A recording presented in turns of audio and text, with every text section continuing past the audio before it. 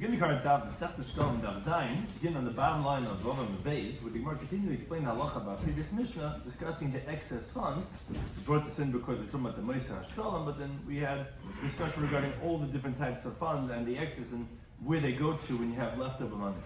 Should corresponds to Mesech Necheskel Trent and Davachan B'Shem is joining us for today's Daf. Some of the things we're going to discuss in today's Daf are leftover funds of a Meiser Nazir. Machlik is exactly where that goes to.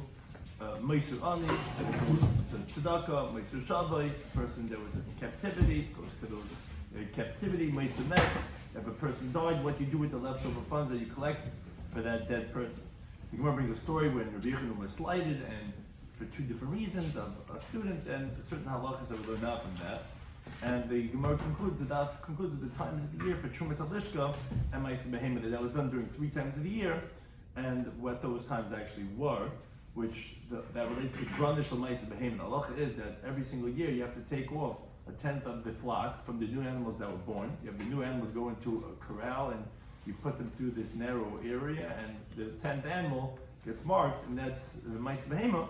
And that was done during 3 times a year, and he wasn't explaining exactly the reason for that. The halacha about ta'achar is the halacha that says entirely ta'achar l'shalmai. A person has, when he donates a carbon, he has to bring it in a designated time. So that is by the next Yom Tov, whether it be Sukkot, Pesach, or Shavuos. Machlik is in Rosh Hashanah, it's 3 Yom Tov, and the first Yom Tov, but a person will delay it, and that comes up also today's time. So we begin the current Daf, Bava Mabei, the bottom line. The Mishnah said, Meiser Nazir, if a person had funds for his carbon nazir, he was a nazir, now to drink wine, all those other things, he has leftover funds. So the Mishnah said, it goes to the Nadaba, which again, the boxes in the Beis Hamikdash that they put the monies into, and whenever they had that there was nothing being brought on the Mizbeach, they would bring those things. Now, that is Machlekes in the Gemara of Chizda, as we continue to have Zayin Ben Av, Omar, he says, this is only if the nazir's last carbon that he brought was the carbon chatas. The reason is because the nazir brings 3 animals, chatas, oila, and shlam. And when he brings the chatas, the last one, so it comes out, what is the funds now? It's really meiser chatas, because that was what was left over, because that's the last one that was brought. That's what we said, that the leftover funds of the nazir is going to be as a nadava. Just like a chatas, the leftovers in nadava, and it's considered meiser chatas. Because avali karva shlam b'sai, but if let's say the last carbon he brings is the carbon shlamim, then meiser and shlamim. Just like we said in the Mishnah, when you have a leftover shlam, the funds are going to be brought for shlamim. If the last carbon you brought was a shlamim, well, that's what it's left over from.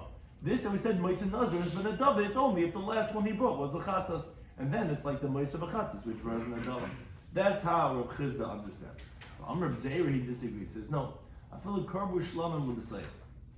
Even if the last carbon he brought was a shlamim, because since all of them are kabbanas of the nazir, halacha achasi ben nazir. It's one halacha Moshe Messina by nazir.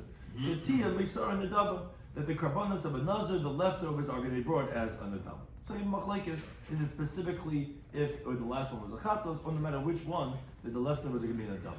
The Gemara says masnit mesiyah l'dain. Masnit mesiyah l'dain. We have a brace that supports either one of these 2 interpretations. As the Gemara explains, masnit mesiyah l'Reb Zeira. We have a brace that supports Reb Zeira, and that it's always going to be nadava, because the Brisa says as follows: Elohein ma'i setumen. These are unspecified funds of the nazir, which, as we're going with the carbon aid over here, that the owner passes away, and he had put away monies, but he didn't specify this is for that, that's for this. He just had one big pile of money for all the obligations he has as a nazir, and he dies. So it says the Brisa, Kol shad mei chatas murabes behen. If it has the chatas funds mixed inside of it, it's almost like it's mixed in over there, then, and this is where the chiddush is, even if the owner, when he was still alive, he separated, he took the monies that he had to use, because he has to buy chatas, oila, shlamim, so he went and he put aside the chatas funds separated, like let's say he was going to go the next day to buy a karma chatas. Even though he separated, still the halach is that mo'i setumenhe. It has the halach of the unspecified funds of a nazir, which that is, the monies are going to be used for nadava. So you see that even though he already had separated the chatas monies from inside, but since it was at one point that the monies of the chatas were mixed in with all the other monies, that was the halacha that we received Moshe Sinai, that the leftover funds of the nazir is going to be nadava in all situations. So here also, even if the shlam is sacrificed last, but it had the chatas monies, even though that means the chatas funds are obviously separated already because you already brought the chatas, the last one you brought was the shlamim, still it's considered the moises in the dava because the monies of the chatas were mixed in. And again, moises chatas is going to be as in the dava. So generally you would think to say that if the last one's going to be brought, shlamim, okay, it'll be shlamim. No, since the chatas was at one point mixed in, sounds like that's the lumdus in the halacha mishvasina. That's the halacha that the funds are going to be thrown to the Yam HaMelech. You can't have benefit from it. There's no me'ilah. But that's like a Zera who says that it doesn't have to be the last one to be the chatas to say that the meis of the nazir is going to be nadava. It's going to be nadava even if you already separated, you took away the chatas funds, or the chatas already sacrificed. It doesn't make a difference. Since in the nazir there was a chatas included, it's all going to be considered halacha mishmashina like a meis of chatas, and it's going to be as a nadava. Now, but then we have a brayse says what's Rav Chizda that no, it depends which one is the last one to make it if it's a meis nazir nadava. As the brayse says, let's say someone says, these monies are going to be for my chatas, and the rest of my monies are going to be used for all other obligations of my nazirs. Umeis, and he passed away. So halach is ma'ilin b'kula. The ma'il is only going to be if he misappropriates all of the funds. But there's not going to be me'ilah if he only uses part of the funds. And the reason for that is because maybe the funds that you're using are shlamim monies. Now there's no me'ilah by shlamim. There is me'ilah by chatas and by oilah, but the problem is, if you're only using some of the monies, we don't know which monies you're using. It's all mixed together, the monies. Me'ilah is only if we know definitively that you misappropriated. If it's shlamim funds, you didn't. So therefore, it's only if you used all the monies, you commit me'ilah. If you used only some of the monies, you didn't commit me'ilah. Now, one thing the Gemara points out is the Brisa doesn't say in mace that if he dies, yiplu nadava, that the money is going to be used for the dava. So obviously you see that no, it doesn't go to the dava. Because since you separated the chatas funds, like the case was, he says, so that means to say that if you left with the monies of the shlam at the end, that actually the leftovers will not be used as an adava. It actually was brought as a shlamim, which that was like Rav Chizda and not like Rav Zera who says that this is going to be me'ilah because of the island there. No, it's not going to be brought as a nadava. It's going to be brought as that of a shlamim. So again, you have two brises that say like either one of these opinions that how do we qualify Meisin as nadav? Is that specifically if the last one is a chatas, or is it even if the last one is not the chatas, even if the chatas is already separated, already brought? Now, clear on these halachas of the Meisin Nazir, Chizda says Meisin Lachmer Shel Nazir. The Nazir had to bring a bunch of different things. He had to bring, like we mentioned before, the chatas and the shlamim. He also had to bring the certain breads. So what happens if he has leftover breads, not nicer as in that was part of the carbon and left over, that would be nicer. We're talking about where he had he made certain breads, he overdid it, meaning he made more than what he needed, so it wasn't sanctified. So halach is yurkav, you have to let it decompose. And Rabbi Yisi says the ice, and that's appropriate. You know why? Because like when they ask me to bring it as its own carbon in ad yachol, you can't do that. You never have breads brought as their own carbon. Meaning, a lot of times, if you had an extra animal that you needed that was not necessary for the carbon, you can bring it as its own carbon. A nadava, you can't bring a carbon of bread by itself. Moreover, like Kriva Nazir Sacheres, to bring it with some other Naziris, in Atiyachal, meaning you say, okay, I have the breads of the Nazir, I have extra, who needs, put on the Gemach list, some other Nazir, he'll use my breads. In Atiyachal, you can't do that either. There's no Nazirs that comes without bread. In other words, whoever accepted upon himself Nazirs originally, he already had the obligation to bring his own breads. So he can't go ahead and use your breads because he has his own chiyuv. So therefore you have to say, you have to say that the leftover breads of the Nazir, you have to let it decompose. Now, there's going to breads. Now, Sab and Namer, they thought to say, the people of the yeshiva, they thought, okay, hulach, what we just said regarding the breads, who meisin nesachim will be the same thing regarding his leftover libations. Meaning, there's another thing. Besides bringing the karbanis, when you bring a carbon, you have nesachim, which you pour on the mizbeach, you pour the wine, you pour the flour, you pour different things, and we thought that, okay, this would also have to decompose. However, Rabbi Yisi says, no, meisin nesachim, the leftover libations, kachimina. That's the holies of the holies. That's something that's totally burnt on the mizbeach. The yiplul nadava, that's going to be like a chatas, and the leftover funds of that is going to be as a chatas, not like the breads, which are generally eaten, and that's what we said that Yurkov, what are we going to do with it? Here, actually, excess funds is going to be brought as an adava. Now, says the Gemara, Al Daita de Rabbi Yisi B'Rabbain, that he says in the name of Rav Chizda that Meisin Nesachim, that he says that it's going to be brought for the dava because it's kachi.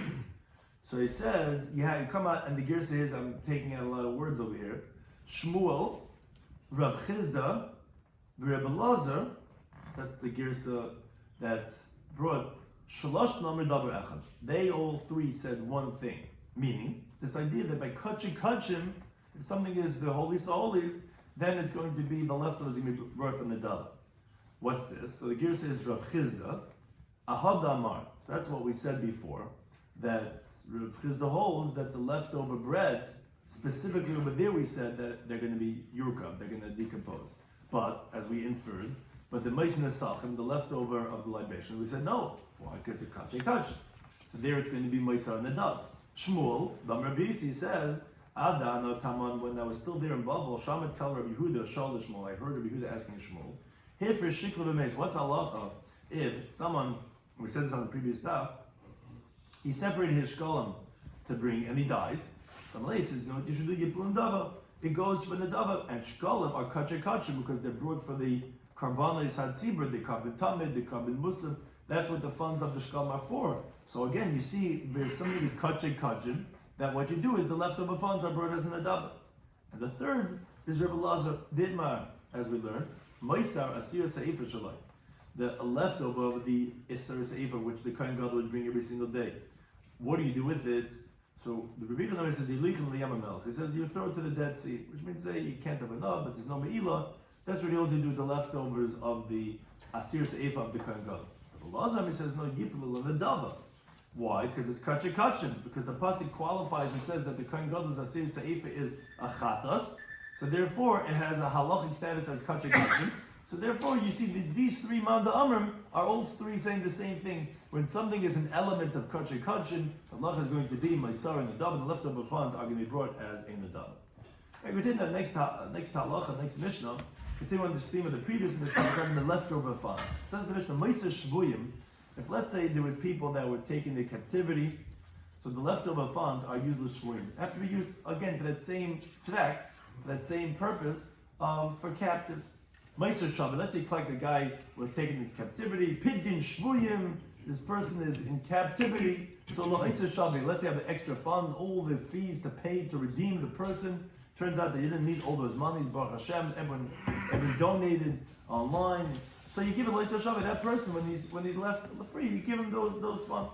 Let's say Meiser, let's say you collect it for poor people. Kimcha the Pischa, we're collecting, turns out we're extra funds, we don't need it. So again, it still goes to the poor people.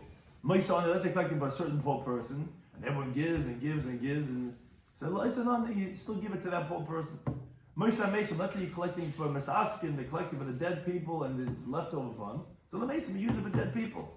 Let's say some person died, but he didn't have anything, and they put online the Chesed fund, and this person, we can't even bury him, and then you have leftover funds. So here actually you have an interesting machlokes. Tanakama says when you use Liyarsha, the inheritors of that dead person, that it was collecting for the dead person. Now, it's his monies, but he's dead. So you give it to his Yarshim, to his inheritors. He says, no, you leave it until Yah never comes. Why? As the Kohen explains, we're not sure, is the mess Michael on his degradation for his inheritors or not. In other words, people were collecting for him. It's embarrassing for that person. Obviously, he's dead, but he has an neshama, and so that's the shaila. Is he Michael let his Yarshim get it, or so to speak, off the skin off his own back? I mean, like they're getting money because they collected for him, or not? Therefore, it's not clear, so you have to leave it till Yom Navi comes. Or a third opinion of Muslim, he says, "Meisa Nes, you know what you do is never shall give it. You can still give it to the dead person. How can you give it to him? He's already dead. You already took care of him. No, you build a monument on his grave with the extra monies that you collected from him." There's three different opinions. What do you do if you have leftover monies that you collected for a dead person? This is if you cannot give it back to the donors, or what? Because you don't know who they are. Right. So the Gemara is going to actually discuss that regarding what we presume is the intentions of the people who donated. So this it says the Gemara actually. It's Doka money. What? Somebody donated. It's Doka money already now. Oh, so it has already the din of hek. I mean, like it has like already a din of tzedakah. So the Gemara says in Machlokes right now. Let's say gavulai. Let's say a different, similar type of gift. Let's say they collected for a dead person. But cheska she'eloi. They presumed that he didn't have. They thought he didn't have. Nebuch, whatever. But then it turns out he has bank accounts. No one knew about this. Turns out he has enough money. So what do you do? So Rabbi Yirmiyah Sav Meimer, he thought to say to resolve it from the halacha of our Mishnah. Our Mishnah said, Meisa Mesli Yarsha, the leftover funds that you collect for the dead person goes to his inheritors. So this is also like Meisa Mes. Meaning you have extra money that you don't need for the dead person, either because they collected too much, or like in the case the Gemara is asking regarding they thought he didn't have, turns out he really did have. So you give it to the Yarshim. Amalei Rav Idi, the Chutra, Rav Idi from this place Chutra said, Haga Atzmacha, grab a hold of yourself. In other words, analyze it, you'll see it's not comparable. The ones who are giving, and this is the idea regarding what's the ones who are giving, they're intending only for this person, not for his inheritors. Now, in this case, since the guy had money, so then you can't take anything for it at all, and to say that, oh, the Yarshim should take it, because that wasn't the intention of those who gave the tzedakah. We didn't give it for this guy's Yarshim to get money. That wasn't the purpose. When we said in the Mishnah that Moisa Mes, the extra funds of the dead person goes to the Yarshim, that's when they donated for the dead person. And Baruch Hashem, Klal Yisrael warmed their hearts up, and they gave a lot of money, and there was leftovers. So this is the words that the way the Tikkun Chatan says, we presume that those who are giving tzedakah, that was their intention when they initially gave. If there's going to be leftovers, okay, they'll send for the Yarshim, because EF something we can't be precise. So therefore, that you see that's the explanation of the halacha of the Mishnah, that when someone gets stuck, it's okay. We're not makbid, and therefore then you can give it to the Yarshim. But the case you're discussing over here in the Gemara, where a guy turns out it was a mistake, the guy had money, then who said that would be the case? So it's not really stuck. Right, in the case of the Gemara, right. The case of the Mishnah is saying they're not taking back their money because they're okay with that. But Amalei, he says to him, Anole Amris, he says, I didn't say definitively that's going to be the case, that's similar to the case of the Mishnah that Yershim are going to get it. But where do you know that it's for sure not going to be? In other words, he was saying that, okay, make a taste of you also. So the Gemara doesn't answer the question exactly, definitively. What would you do in the case of when they thought he didn't have money, it turns out he does have money, what do you actually do with those funds? Now, considering the halacha of our Mishnah, Tani B'Shem Rav Nasim, Meisra Mes. What are the leftover funds you collected for a dead person? So you build, as one of the opinions in the Mishnah said, you build a monument on his grave, meaning either a structure or matzeva, something that there should be a recollection for this person's life, that through this the person will be remembered, and that's a cover for the mess. So again, it's still giving for the mess. And what you do is that by the mita, by the coffin where there's a dead person over here, so that doesn't have such a good aroma, so you spray like wine on it to give a good aroma. Again, these are all things that you're doing for the honor of the mass. That's what you do with those leftover funds. Similarly, on a related vein of the halacha of our Mishnah, you cannot redeem one captive with the money collected for a different captive. They ain't given talis for talis. You cannot collect, if you collected money to purchase one jacket for one poor person, you can't buy another talis for someone else. Now, but we don't protest in the hands of the gabayim who are in charge of this to give the tzedakah where it's supposed to. They could change the charities to where it's more fit, because originally, if someone gives to a gabay tzedakah, the intention is obviously understood that if it's necessary, the gabbai is going to change it, and if you don't protest in the parnasim who change it from one thing to the next. Although you're not supposed to, but certain people, they have that VIP powers, and they can decide what the funds are used for and what it's not used for, and no one's allowed to protest. So Tani, we learned in the Brisa, Shekalim Daf, he says, famous phrase, this is a classic, what they write in Svarim, when they're from the tzaddikim, we don't make monuments for the righteous, because divrayim, this that we say over the halachas in their name, and that's their recollection. Grace of tzaddikim, you don't need a grace of matzeva. The way we remember them enough by seeing the monument, it's by saying over the heilige words. They're immemorialized by the Jewish people learning Torah. Now, on this theme, not that the words of the righteous are constantly remembered. The Gemara brings the story that will relate back to this halacha. Rabbi Yochanan have a masmech v'ozol al Reb Chia bar Abba. He was leaning, Rabbi Yochanan, he was walking, he was leaning on Reb Chia bar Abba, either because Rabbi Yochanan was very heavy, as the Gemara says in Bracha that Gimel and Beis, he had to lean on someone, or because his eyelashes were very long, as the Gemara says in Baba Kama Kav Yizayim, so he couldn't see exactly where he was going. Even as he was leaning on Chia bar Abba, and they were walking. Rabbi Lezer saw Rabbi Yochanan. He was hiding from Rabbi Yochanan. And Rabbi Yochanan obviously saw this, and he says, these two things, Hadin Bavlo Ovid Bein. This Babylonian is doing to me. Chada, first of all, the Leishol B'Shleme. He's not asking me how I'm doing. And the Gersa takes that with B'Chada. B'Tamar. B'Haltzach is hiding from me. So Rabbi Yaakov, he said he wanted to appease Rabbi Yochanan. He says, this is what they do over there in Babel. A kleiner Mensch fragt nicht, wie macht es, how you doing? It's a great Mensch. You don't ask, how you doing in front of a great person. The because they accustom themselves and they fulfill what the pasuk says in here. The youth, the young ones, they saw me and they hid. And the elders, they stood up. But he's a Talmud of yours, so he ran away. He's not going to greet you because it's not appropriate to greet a greater person. So the Gemara says Amar Le, not Amar Lahu. It's actually Rabbi Yaakov saw by Rabbi Yochanan that he wasn't appeased by what he said. He was still upset what Rabbi Eliezer had done to him, so he tried to distract him to something else.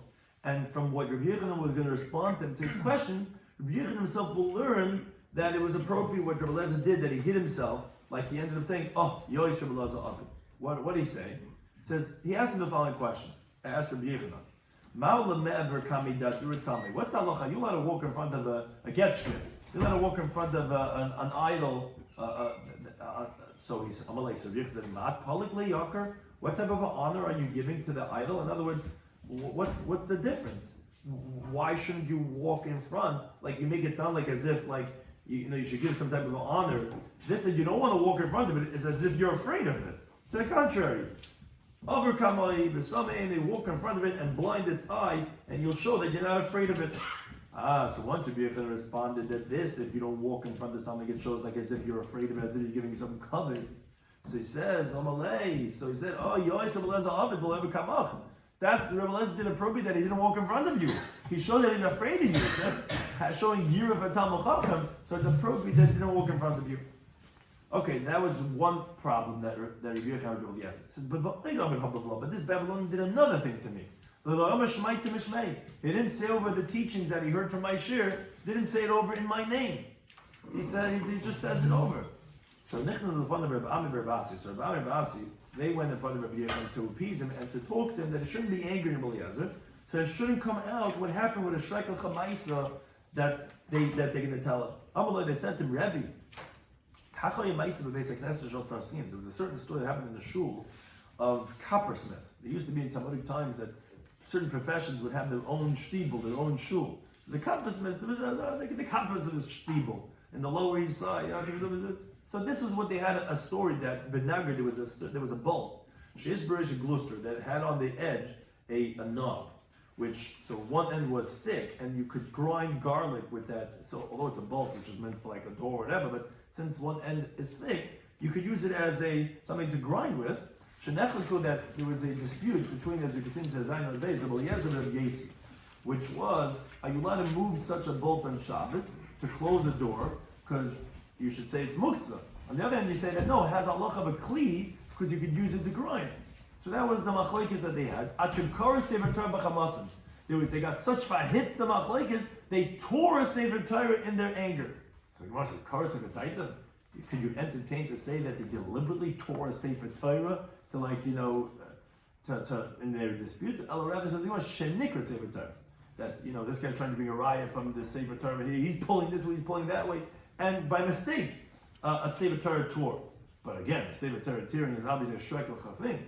There was one elderly person over there, Rabbi Yisrael Kisma, his name was Rabbi Yisrael Kisma. Mama says, to me, he says, I wonder if this shul is not going to end up being a house of idol worship. because we know the Gemara says, whoever gets angry, it's like he's doing idol worship. You see, people getting cast, says, I wonder if this is not going to turn into a base avodah zarah. But one thing is that he obviously says it's not appropriate to be getting angry, and here you are getting angry at him for not saying over your teachings. Yechon responded and he says, what are you talking about? Bring me a proof from a story regarding colleagues, friends. What are you comparing to me getting angry at Rabbi Eliezer? He's my student. A student you're allowed to get angry at. If you went to the yeshiva I went to, you for sure would know what that means. No, I'm saying, but that's he says, how could you compare friends, their colleagues, chavrusas, to a Rebbe? A Rebbe's allowed to get angry. Now, Nechnas Lafon of Rabbi Yaakov Ba'idi. So then Rabbi Yaakov Ba'idi came in also, he wanted to appease Rabbi Yechon. Normally says, see, it says a pasuk in Yeshua. It says, Kashetziva Hashem es Moshe Abdin, like Hashem commanded his servant Moshe. Cain Tziva Moshe is Yeshua, but that's how Moshe commanded Yeshua, etc., which it says, and Cain also, that's what Yeshua did. Now, the problem is, do you think every single word that Yeshua was sitting and he was giving his share, giving his drasha, you think Moshe said, and this is what Moshe said? What does it mean that everything Hashem told Moshe, and Moshe told Yeshua, and Yeshua said to the Jewish people, what do you think he said over in the name of Moshe, everything? Ella, no, Yeshua would sit and he would give his drasha. But yeah, not close. Everyone knew that he got the Messiah of Moshe. Everyone knows what he's saying is Moshe Rabbeinu. So to you, Rabbi Eliezer, Yeshua, right? Eliezer, he sits and he gives his drasha and his shul. But everyone knows it from you. Everyone knows he's a student of you. So Amalahan, he said to them, why don't the rest of you know how to appease Keben Idi Chaverin, like our friend Ben Idi? He got me. He said the right thing to tell me to appease me, because yes, everyone knows that it's all from me. Now the Gemara wonders, Rabbi Yechon, my cool out. What's the grace? What's all this? The boy, the image, Shmaitim Shmei, they were so makbid that the Rabbi Eliezer did not say over the teachings in his name. He needs the respect, the honor. I heard from Rabbi Schwartzberg that he said, and his. What do you need it for? Why was he getting so worked up? Says the Gemara, because the Av David Bikush La Rachman, David HaMelech, he beseeched mercy for the same thing. Shneimah says a pasuk in Tehillim. Says a guru Baal Lecha Elam. David HaMelech asked Hashem, "Let me dwell in your tents forever." And I will conceal I will take refuge in the concealment of your wings forever. Now the problem is, David, what's David telling for? You think David entertained that he will live on forever? He will find the fountain of youth. What do you mean? It was already decreed that from the children of Adam Rishon, everyone's going to die. Sorry, whoever's looking for that, the fountain of youth will not find it because everyone has to die. So what's he saying? He wants to live on forever. No, what David HaMelech said Hashem was like this. The Rebbeinu Shalom asked the world, Eska, let I marriage you davarin amorim bebatik in the season of my drasha, that my words be said over in the shuls and in the study hall. In the Beis HaKnesses, they're going to say his tehilos and his tefillos. In the Beis HaMedrash, they're going to say his halachic teachings. And that's olamim forever, because tefillah is what's known as chayisha, is only for this world. Torah is v'chaye olam nata b'sefeinu. It's eternal life. That correlates to olam hazeh and olam haba, and he says, let me live olamim forever, or you could say in the two worlds, but that's what he said. He wanted them to say halacha in his name, and then he lives on forever. So you see how important it is to have your halacha, the halacha being said in your name. As the Gemara brings the Shimon ben Azira, B'Shem B'Yitzcham, he says, Kol tamachacham, anytime you're a scholar, sha'im v'halacha mepid b'olam hazeh, that you say all the halachic teaching from his mouth in this world, his lips are moving with him in the grave. Like it says a pasuk in Shir Hashim, that your palate is like a good wine, etc.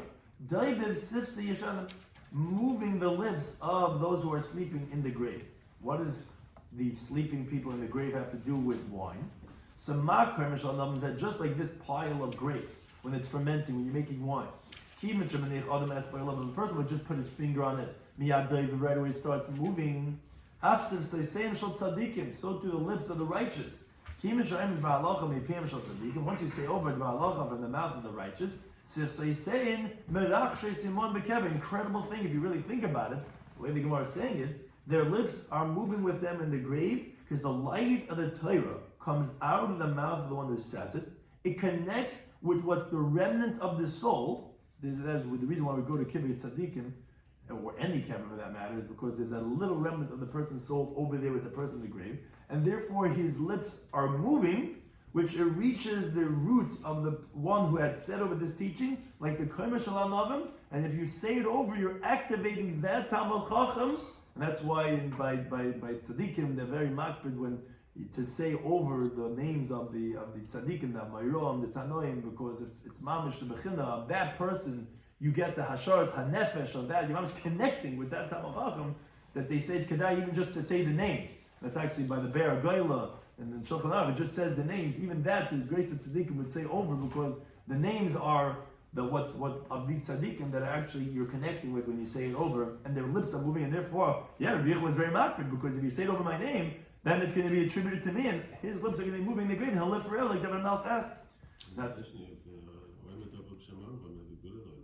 Yeah, but question is you could say it over for someone else, but he wants it in his name. I mean, they want to know why he's so makpid for him. I hear he's saying that you could just say it over, but he wants it in his name. So the Gemara says, Ma'anollah, says the Gemara, what is the pleasure of a dead person when you say over halacha in his name? So Bar Nazir he says, Kahadin l'shasi kunditin. It's like someone drinks kunditin, which is a wine that's with honey. It's a very sweet wine. It's like drinking this kunditin. The Yitzchak he says, Kahadin l'shasi chamer atik. It's like someone drinks old wine, which, as the Gemara explains, these two, avagav the shasi, although you already drank it already a while ago, but time of bepuma, the taste is still in the mouth of the person, even though you drank it a long time ago. That's the same idea, which again is the same idea. This person had learned his Torah many eons ago when he was still alive. He still gets that taste in his mouth. Which Karban Eda interestingly says is, what's the machlekes between these two opinions? The one who says like drinking kunditin, you also, besides having learned Torah, you also have to have good meisim in this world. Like kunditin has good spices inside of it. But just having a halacha said over in your name is not going to be enough. But the one that says like drinking old wine, it will always be effective if they just say about the halacha from your mouth, that your lips should move in the grave, even if you didn't have meisim Torah. Now the Gemara says, Rav Gidl Amar says, if someone says over a teaching the name of the one that said it, Yira Bal Shemua, he should see the one who had said it over, as if that Talmud Chacham is facing him. Which through that, says the Karban, a person will say it appropriately, because the primary learning that a student has from his teacher is by seeing his Rebbe, like it says, that your eyes will see your teacher. So when you're saying it over, you should view it, visualize it, if that one who taught it to you is there in front of you. Like it says a pasuk in Tehillim, Ach B'Tselem. However, with the form, which is B'Tselem, the vision of standing opposite you, which is the image of his teacher, Yishalach Ish, that's how a man goes.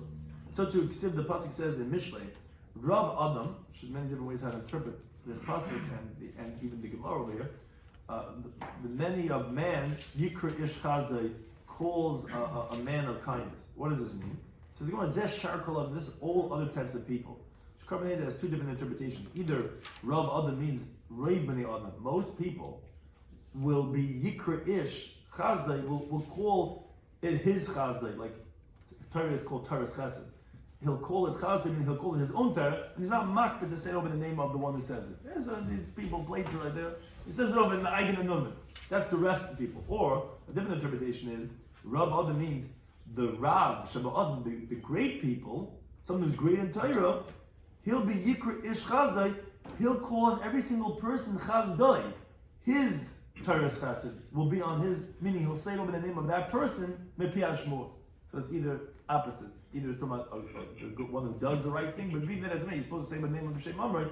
Either it's saying that the great one says Rabbi Shloimy Schwartzberg, or it's talking about the rest of the people that they don't. They say it in their own name. Now, the pasuk there continues, V'isha Muna mi yimtza. And a man of precision, of faithfulness, who are you going to find? Zereb Ze'era, which, as Karban says, that he would not say over teaching in the name of somebody unless it was verified to him from who was being said over. And he wanted to have that faithfulness and the veracity. Then Reb Ze'era says, we don't have to be concerned for the teachings of Rav Sheshis. Why? The Hugav, meaning that we don't listen to what he says. The Hugav Mefatcha, which is a euphemism. It's he's like an open person because actually he was blind. And so why don't you say over the teaching because he was blind? Because maybe he wasn't so precise in the teaching, because like we said, it says, and the Gemara says that this that was sharper than the rest of the people because I saw a mayor from the back. So what we see from the Talmud Chacham, that we see the tzaddik, the audio shiurim don't have as much as the visual, because when you see somebody, that is the reliance of the veracity of the teachings of Rav Sheshet, who is blind. We don't really pay attention to what he says because of the imunim, like we said. You don't have the faithfulness because you don't get as much clarity as when you get audio and when you get also the visual. So too on regarding Reb Ze'era, Amalei Reb Ze'era Reb Asi. He says, as we said, that he was an Ishamunim, that he wanted to make sure exactly who did you say it over, who, to know. So he said, Chakim Rebbe, are you Rebbe, meaning this person who was teaching, talking to, do you recognize, meaning he's saying this to Reb Asi, Lebar Pasi, do you recognize the Bar Pasi? You're saying I'm a teacher named Bar Pasi. Who is this Bar Pasi? Like, you wanted to make sure that it's Oiskehalten. So Amalei, so he said, look, Rabbi Yechon Amar Mishmei. I know Rabbi Yechon says over in his name, who Rabbi Yechon is the Ishamunim. So I don't know about this Hashkacha, but I know that he eats from this Hashkacha. So I just kind of, say, what do you know? I don't know, I want to make sure, So he asked him, do you know who you're saying over? He said, I don't know, but Rabbi Yechon says over in his name, so that I could say over. Similarly, another time, Omer Reb Ze'el Rabasi says, Chakim Rebbe Rav, you Rabasi, do you recognize Rav? That Amr Shemaita Mishmei, you still over teaching his name? Who are you saying over from? Is it Rizkalton? Who is this? So Amalei says, Reb Ada Bar Abba Amr Mishmei. I know Rabbi Abba says over name Rav. If he says over in his name, I could also say over, and therefore it is a faithful transmission of Messiah. Now, once we mentioned before that of David, because we said that David was makbid that the teachings is fail in his name, so we bring also this related teaching of David HaMelech.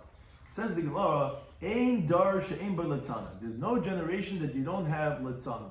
That you don't have scoffers, that you don't have mockers, cynics, people that make a mockery out of everything that's holy and sanctified and beautiful. Every generation has its litzana.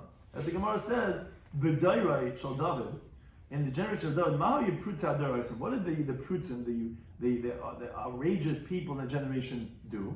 So they would go to the windows of David HaMelech, and then they would say, David, when's the Beis HaMikdash going to be built? When are we going to go to the house of Hashem? Now the thing is, they knew that David HaMelech was told by Hashem, you David HaMelech, you are not going to build the Beis HaMikdash, you have blood on your hands because you are a warrior. So it has to be built by a peaceful person. It should be built only by his son Shlomo. They were mocking him, saying, David, when's the Beis HaMikdash going to be built? Grace of Baldash, and what's with your kids? What's going to? They came. Let's on them. There's enough. Let's on them out there in the world.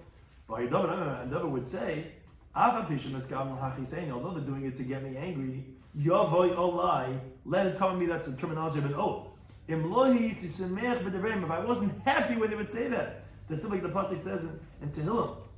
Samachti ba'imli, I would rejoice when they tell me, Beis Hashem Nelech. Now most people learn this pasuk think that this pasuk means to say, they're doing the pilgrimages, they were on the way to Beis HaMikdash. Samachti ba'imli, Beis Hashem Nelech were on our way to Beis HaMikdash. David HaMelech was happy. That's not what the pasuk means. David HaMelech, there was no Beis HaMikdash in his days. He says, I was happy when they were mocking me. Beis Hashem Nelech, yeah. Mekenzach frei, not me. But he was happy when they would say, we're going to the Beis Hashem, because let me die, and let the Beis HaMikdash be built by my son Shlomo. And Hashem responded, no, as the pasuk says in Shmuel Beis, Hashem said that your days will be filled, and you will lay with your fathers, meaning that although David would be happy that he would die so the Beis HaMikdash could be built, Hashem didn't do that. Rather, he filled his days. HaKadosh Baruch Hu said to David like this, I'm going to give you full days, not lacking days. Because Klum Shlomo ben Chayibon Beis HaMikdash, what? Your son Shlomo is going to build a Beis HaMikdash. For what purpose? To bring the karbanos of the Klal Yisrael. It's more precious to me, the charity and the justice that you do, more than the sacrifice. Remember, like to the pasuk in Mishlei, Asay tzedakah mishpat, do charity and justice, nifchal Hashem is more chosen to Hashem than a carbon, and therefore he said that I'd rather have you than the Beis HaMikdash. Hadlach shall return to the second parak in the Shekalim, which spoke about joining together the funds and sending it. We're going to shlichus and also the halachas of the leftover funds. And that we begin the third parak B'shleisha prakim, also the number 3. regarding that of the order of how they used to take the Trumas HaLishka, which was the Shekalim funds that they gave, which then they would take away those funds from the certain chamber to go and separate and give it to buy the Karbanas. So the Mishnah says, B'shleisha Prakim Meshana, Tarminas HaLishka. 3 times in the year, they would go ahead and withdraw the funds from this chamber where they put all the Machzah Shekel of God's Klal Yisrael. What were these 3 times a year? The price of Pesach. I'm going to explain what the word price means.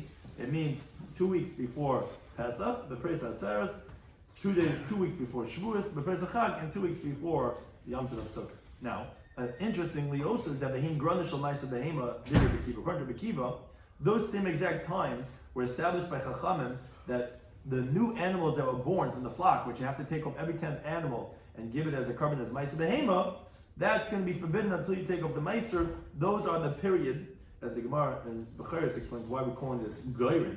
Geirin is a granary, but be that as it may, before this time, you're allowed to eat from the animals, even if you didn't take off Meiser, as Gemara is going to explain. But once you reach that date, then you couldn't go ahead and use those animals until you first took off the Maisa Behema. So although it's really like once a year, but they did it 3 times in the year. That's the dates according to Rekiva. The Nazaimer, I think Moshe explained the reasoning for their machlekes. He says no, it was a little different, the dates. The Maisa Behema was Be'eser B'tisha Ba'adar. It was on the 29th of Adar. So not 2 weeks before Sukkot, which would be on Rosh Hashanah, which would be the first of El, rather the first of Tishrei, rather would be actually a month and a day beforehand, on 29th of Adar. This is actually Adar, meaning by this is a day before the other one by Rosh Chodesh Nisan was 2 weeks before Pesach. He said no, 29th of Adar. Be'echad is even the first of Sivan, so it's not 2 weeks before Shavuos, just a few days before Shavuos. Ube'esem Tisha B'Av, and the 29th of Av. This is not like the other pin that says it was 2 weeks before Sukkot, but rather it'd be like a month and a half before Sukkot. Rabbi Lozer, Shimon, they say slightly different. Be'echad B'Nisan, not the 29th of Av, but the first of Nisan. Be'echad B'Sivan, that's the same as the previous, and B'Chavtes Be'el, which is actually a month later than the previous opinion. Now, why say Chavtes El B'Amr Be'echad B'Tishrei? Why say the first of Tishrei, which is really what it is, 2 weeks before Sukkot, what's called the Preis HaChag, and why doing the 29th of El? It's simply because the first of Tishrei is Rosh Hashanah. You can't take a Maisa on a Yom Tov. Therefore, they went a day earlier and did it on the 29th of El. Now, Amr Bavo, it says, all these that we explain are pras. What does it mean, pras of Pesach, pras of Sukkot, pras of Shavuos? It means palga, like we know, Kedei Achil is pras, which means half of a loaf, which is 1 meal's worth, because the loaf was 2 meals worth. It means palga de lama yem kol hamayid.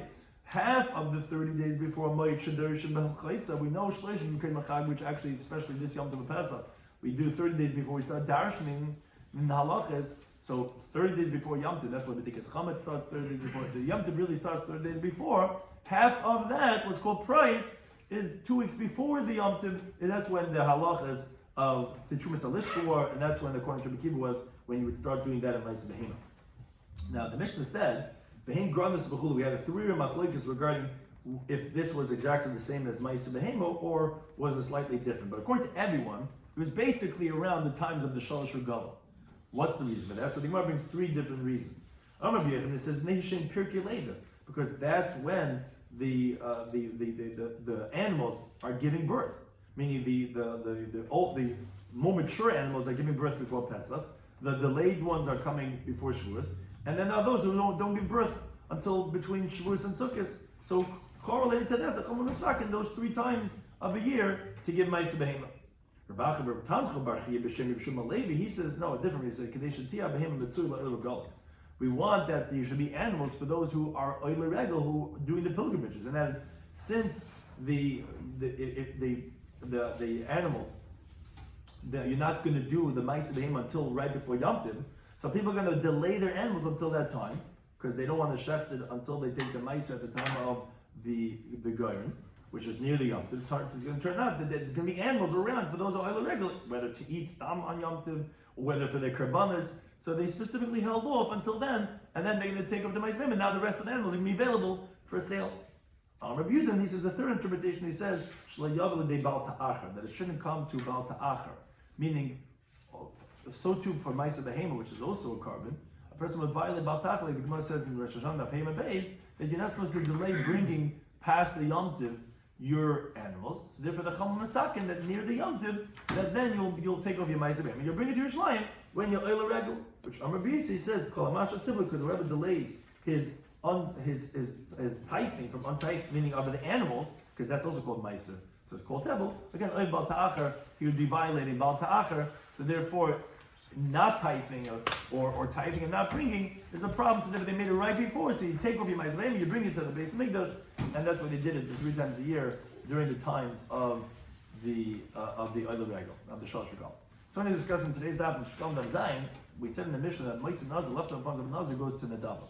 So in Machlek is that specifically if the last one that was sacrificed was a Chatas, and as we know that a Ma'aseh Chatas is Nadava, or is it even if the last one was a Shlam, because it's one halacha l'Moshe Messinai that the Ma'aser of a Nazir is going to be in Nadava, and we brought a brayso that supports both of them, which both of them is essentially we're talking about the Ma'aser Tumen of a dead person, which he had donated for a Nazir. And we had one brayso that said that, if you separated the Chatas, then it's going to be considered that the rest is not going to have Me'ilah. And then the one that said it doesn't make a difference, again, because of this machlekes regarding if the Ma'aser Nazir is going to be Nadava, depending if the machlekes on regarding if the last thing is Chatas or even if it's not. We said regarding the leftover breads of a Nazir, that's going to be Yorkov, it's going to decompose, because you can't bring it on its own, because there's no carbon of it, just bread. And everyone who is a Nazir already has, so you're not going to have any utility, you just have to let it decompose. And we said that 3 said the same idea, that the Ma'aser of Kadshe Kadshim, that's going to be as an Nadava. We had that, we said Ma'aser Nesachim of the Nazir, which we said that that's Kadshe Kadshim, that's going to be Nadava. The leftover funds of the Shekalim, which we had in the previous staff, it's also Kadshe Kadshim, that's brought for the Kabbalah Siba, that's going to be as Nadava. And the third one was the Ma'aser Siyasei for the Kohen Gadol, that Mandama who says that's going to go to Nadava is the same thing because that's Kadshe Kadshim. And if we see that those 3 Mandama say the same idea that Ma'aser Kadshe Kadshim go for Nadava. We went to the next Mishnah, again, continue this theme about Ma'aser, about leftover funds. We said if it was collected for captives, go for captive, for that captive, has to be for that captive, for poor people, for that poor person, for dead people, for dead people. Now we had a machlekes, but if let's say they collected for one dead person, what do you do with those leftover funds? Either goes to his Yerushim, to his inheritors, or you leave it till the other comes. You're not sure if he's Michael on his covenant or not. Or you make it for the mess itself. You make a matzeva. You make some type of a monument on his grave. Let's say we collected because we thought he doesn't have it in front. It turns out he does have. So then we didn't come out. It wasn't precise that it's not necessarily the case in the Mishnah that goes to the Yerushim, because it's not similar to the case of the Mishnah. The case of the Mishnah, you collected for him and you taka needed it, you had leftovers. Okay, so then let his Yerushim have it. But here it turns out that we really didn't need it. So it's not clear what that halacha would be. We said you can redeem one captive that you collect for a different captive, talis for one, talis for the other. But if the parnas, if he decides that, so then he has that authority to switch it. He said the famous phrase, you don't make nefashas with tzaddikim, you don't make graves, markings for the tzaddikim, because the vreinim zachreim, the words are their recollection, which that brought him to relation to the story of Yechanan. He was upset at Belezer that he hid from him, which they told him that was because he was honoring you, just like you're not supposed to, like the not walking in front of the Zara. He said no walking because he's showing dignity and honor by not walking. That's why he hid from you. He also didn't say over the teaching in his name that they told him, oh, don't worry, that's like Yeshua. Everyone knows it from Moshe, his teacher. He also they know it from you. Now, the Gemara says, why was he so mocked by Shel in his name? Because like David and said, Agur Ba'alecha Ilamim, he wanted to live forever. What does that mean? When the Dvar Halacha said over in his name, like you said, Talmud Chacham, that you say over in his name, his lips are moving in the grave like a pile of these grapes. When you touch it, it moves. So too, it's a pleasure for the mess, like drinking Yain Kedit or Yain Yashin, where he still has that taste in his mouth from the teachings that he had when he was alive. We said you should see the Baal Shmua as if he's standing opposite you. And we found that those who wanted to verify the veracity of who we're saying over the Ish Emunim, and we said that there's no generation that doesn't have Litzanim. Even by David HaMelech, they used to mock him and say, "Oh, Beis Hashem Neilech," you know, and he wasn't able to, and he was still happy. But Hashem says, "Don't worry, I'm going to keep you alive because your righteousness is more important than any carbon." We finished Parak Mitzvah from Shekalim. Keep on rolling. This is supposed to look like rolling. If you know, rolling down the mountain, so keep on rolling. Shleish Prakim. We started the third parak. It says that we terminate this alishka, we do the trumas alishka of the funds that everyone in God's Chalitz will give a matzah shekel 3 times a year. The praise hakag, the praise hapez, the praise hatzeres, that is 2 weeks before the Yom Tov, which either that's the same time as the granas and the Ma'aseh Behema, or the Gemara brought 2 different opinions, Chavtes Adar, Al Sibim, Chavtes Av, or Alf Nisim, Alf Sibim, Chavtes El. And the reason why that's Chavtes is because you can't take Meiser on Yom Tov, on Rosh Hashanah, and we've said that because those 3 times of the year, either because that's when the animals give birth, or because that's when that the oily regel will have animals available because that's right after they took the Ma'aser, or that the people who have the animals shouldn't be oily Baal Ta'achad, they'll be taken to the Ma'aser, and right away bring up the base of Mikdash when they come to the oily regel because if someone's Masha Tidloi, he's over the Baal Ta'achad, they can turn any time for hosting.